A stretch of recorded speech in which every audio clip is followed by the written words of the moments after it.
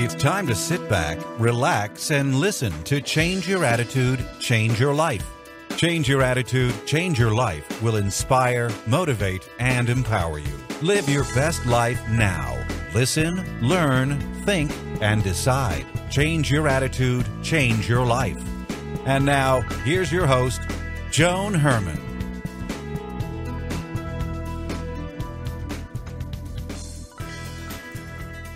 Welcome to Change Your Attitude, Change Your Life. I'm Joan Herman. Thanks for tuning in. Change Your Attitude, Change Your Life brings you interviews with some of the most inspirational and influential people in the world. It's our goal to educate and empower you so you can live your best life now. Thank you for taking time for yourself, and thank you for letting us be a part of your life. We have another great show for you today. It's one thing to fall in love and get married, and it's another to have a marriage you love. With our skyrocketing divorce rate, it's more important than ever for us to learn how to cultivate loving, lasting relationships. We need to find a middle ground between the romantic notion of love and the reality of life. Our guest today, Arielle Ford, is here to discuss the emotional and spiritual groundwork that is necessary for a relationship to survive and thrive. Arielle is a relationship expert, speaker, and blogger for the Huffington Post. She's the author of 10 books, her newest being Turn Your Mate into Your Soulmate, a practical guide to happily ever after. Welcome, Arielle. Thank you so much for joining us. Thank you, Joan. Arielle, this topic, I'm a divorced woman, so this is definitely a topic that's very close to my heart because statistically speaking, when you look at relationships today, it's been reported that 50% of first marriages, 67% of second marriages, and 74% of third marriages fail. And as I said, as a divorced woman, I don't ever want to be part of the 67 or 74%. So you have to say, what is happening in our world today? What is going on with our relationships? More adults are living as singles than ever before. And so why do you think this is happening? Have we romanticized love? Yes, we have. We've bought into the myth of happily ever after, and then we end up marrying somebody, and they turn out not to be perfect, and we get disappointed and upset and frustrated because we don't realize that it's normal. You know, we find these perfectly imperfect beings, we fall in love with them, our brain goes into this state that I like to call the socially acceptable form of insanity. We are literally crazy in love for 6 to 18 months, and then reality shows up and we make it all wrong. And what the marriage researchers have found is that every relationship, not just some of them, but every single relationship has a minimum of 9 irreconcilable differences. These are things that you're never, ever going to agree on. And so it's perfectly normal to have upsets in relationships, and there are skills that you can learn and really get good at so that you can learn to agree to disagree, to love and respect each other's points of view, and to communicate clearly and come up with creative solutions. But if you don't learn how to do that in your first marriage, and you go into the second marriage or the third marriage with the same limited skill set, you're just a setup for disaster. So, Arielle, looking at these 9 irreconcilable differences, do you think people just give up too easily, maybe at the first or second? I think they do. And, you know, it's kind of because we have this idea, well, if you were really my soulmate, it'd be easier. You'd know how to make me happy. Or I yell and scream and blame and shame all the time, and I tell you what I need to be happy, but you just don't want to do it. And that's sort of because women seem to assume that men are wired like we are. And they're not. They're totally different. They're not our clones. So if we're yelling at somebody or carrying on, they just tune us out. But there's actual ways to set your guy up to win in a really big way, because guys love to win. So you can ask for what you need and desire in a way that they can't wait to give it to you. But the problem is no one taught us how to do it. So you write about a love intention statement, and you say that it's something we should create. So what is this, and how should it be written? Well, you want to sit down with your partner and then make some decisions together, like what kind of relationship do you want to have, do we want to have? So when my husband and I got together, we decided that our love intention was that we would always make our big decisions and choices out of what most served the relationship. So it wasn't what does Arielle want or what does Brian want, but what's going to most serve the relationship. And by doing that, it made making decisions easier.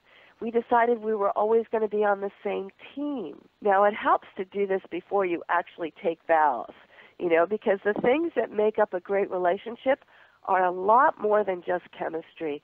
We need communication, compatibility, connection, and a shared vision for the future. So, Arielle, you mentioned a few moments ago about how different men and women are, and we don't react in the same manner. And recently, John Gray was on the show, and we spoke about when couples take each other for granted, and then post-breakup, when one of them will go on and meet someone new, and that person then treats this new person the way the ex-spouse begged to be treated.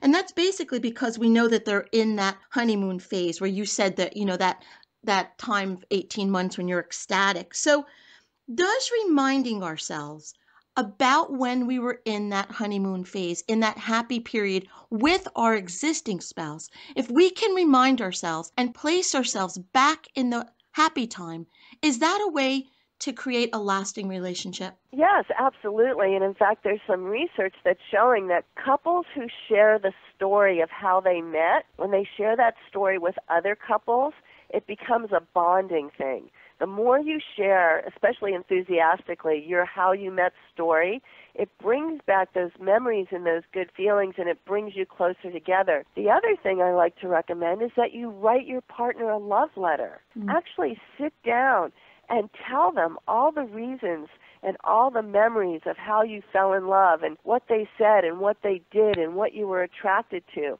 And then just buy a really nice I love you just because card. It doesn't have to be a holiday. Just put it somewhere where they're going to discover it when you're not around, and that will really kickstart some and open some doors for you. And you had written about seeing your partner with rose-colored glasses, and that's something that people always tend to think is a negative, like don't be naive or blind to something. But I agree, when you can see the good in your partner, I just think that you can really build something, because so many marriages, you tend to see your partner as life, drudge, boring, bills, responsibilities. But I think when you can turn that around and see that person with the rose-colored glasses in a positive light, I think that can really do wonders for your relationship. Yes, and there's actually been studies on this done at the University of Buffalo where they discovered that couples who consciously choose to wear rose-colored glasses have happier, longer, more satisfying marriages. And the reason for it is because they're always looking for what's right instead of looking for what's wrong. It becomes a self-fulfilling prophecy to look for what's right. So, Arielle, we've touched upon a couple of things, but if you could sum up everything that you've learned from your research over the years, what are the components of a long and happy marriage?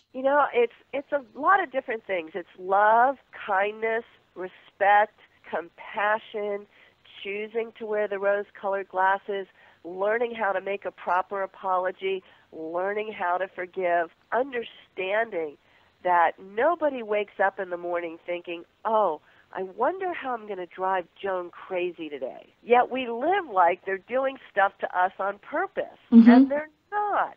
They make mistakes just like we make mistakes.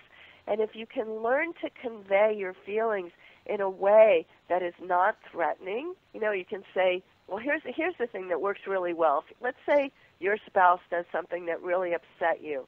You don't want to lash out and start screaming at him and say, oh, my God, you're such a jerk. I can't believe you just did ABC.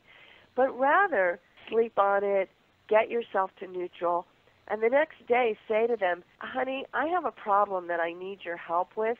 Do you have 10 minutes sometime today where I can share this with you? That's a whole lot better than, hey, we have to talk, right? And then when they say, sure, I've got 10 minutes at 4 o'clock, the first thing you want to do is give them some really nice acknowledgments and appreciations. Notice some things that they did for you or the kids or the family, and then say to them, listen, I know that you love me. I know that you would never purposely hurt my feelings or embarrass or humiliate me. But last night when we were at the party, with, Bob and Jane, and you said XYZ, I really felt ABC, and I'm sure that wasn't your intention. And now you've totally set them up to apologize, right, as opposed to putting them on the defensive, because you've given them some appreciation. You've acknowledged that they would never intentionally hurt you, because unless you're married to a sociopath, nobody's intentionally looking to hurt anybody. And then you've created this safe place to have this conversation. And listening to you, it almost sounds like, and I'm saying this in a joking manner, but I'm really serious. It almost sounds like treat your partner the way you would treat everyone else other than your partner, because that just seems, we tend to be so nice to outsiders, and then the person that we love, who's there for us, that's the person that we really don't treat in the manner that you're describing. Exactly, and that's really one of the funny things about life these days, is because you ask anybody, well, what's the most important thing in your life? And almost everybody says, my relationship, my family. But if you look at how they treat these people and where they're spending their time, most of the time it's not on their family and their relationships. So I think we need to do a reality check and understand that at the end of the day, what is most important is this person who we're married to, our best friend, our lover, our partner for life.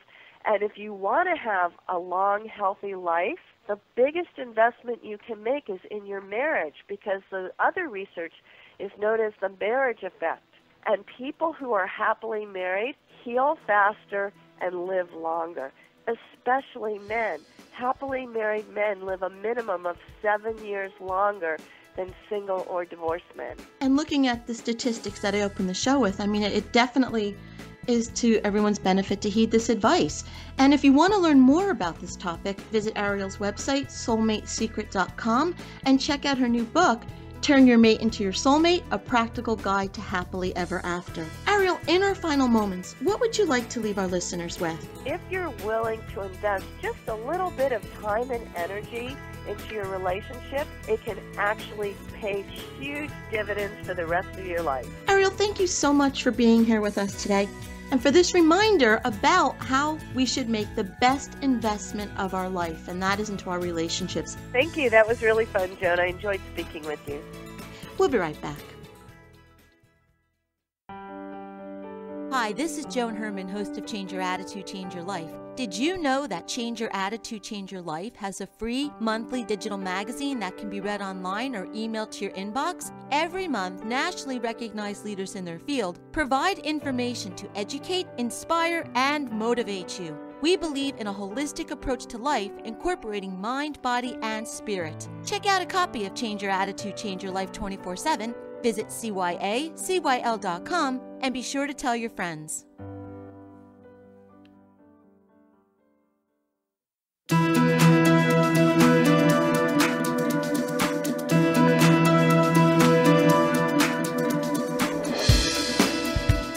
Thank you for joining us today. We hope you found the show informative. At Change Your Attitude, Change Your Life, we believe that knowledge is power. Take what you've learned, apply it, and live your best life now. Remember that the information provided are the opinions of our guests and should never replace the advice of a professional who knows your personal situation. If you'd like more information, visit our website, cyacyl.com. That stands for Change Your Attitude, Change Your Life. While on the site, listen to past shows on demand, read the digital magazine, and be sure to follow the show on Facebook and Twitter. Until next time, this is Joan Herman. Thanks for tuning in.